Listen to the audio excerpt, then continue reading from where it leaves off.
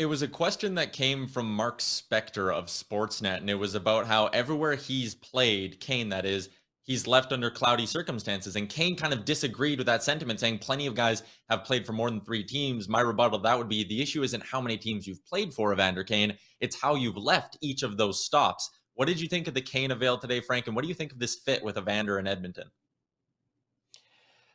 I mean, what has Evander Kane copped to other than the gambling issue that he's had? I think that's really the biggest issue for me, and that would be the biggest issue for other NHL teams and probably even the Oilers listening and watching to what he's saying is, where's the accountability? It always seems to be someone else's problem. There was a long interview with TSN's Kayla Gray that aired on Thursday evening after Evander Kane signed his contract, and all I took away from it was everyone else is making it up. People are attacking me and it's the media's fault. And what I keep coming back to is, why is Evander Kane continually in these positions? Why is it that people are saying these things behind his back? Why is it that these allegations are made?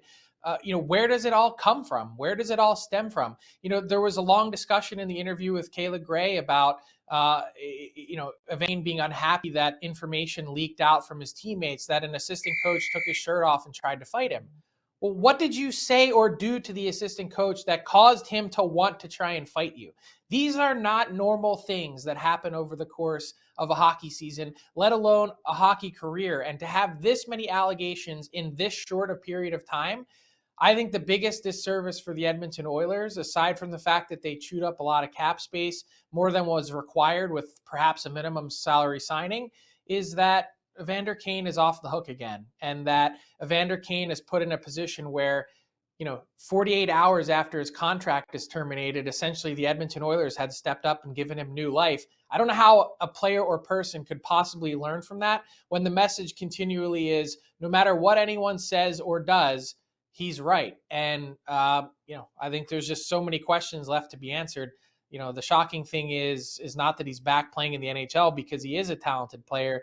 The shocking thing is, how will he get through this season with the Oilers, and what will the outcome be when it's all said and done? Yeah, and I think that's a great point as well. There was a question later on in the press conference from Ryan Rishaug where he was asked again about his past, and Kane just kind of dismissed it with a one-line answer. And you're right, it didn't feel like there was a lot of accountability coming from Evander Kane's side. We'll see how it plays out. I think everyone can agree on the ice, this is probably going to be a pretty good fit for an Oilers team who could use more scoring depth, and Kane is going to push some pieces down that lineup. But off the ice, still 27th in save percentage, so they haven't addressed that. And until they do, I don't know where this team's heading in terms of fixing what ails them.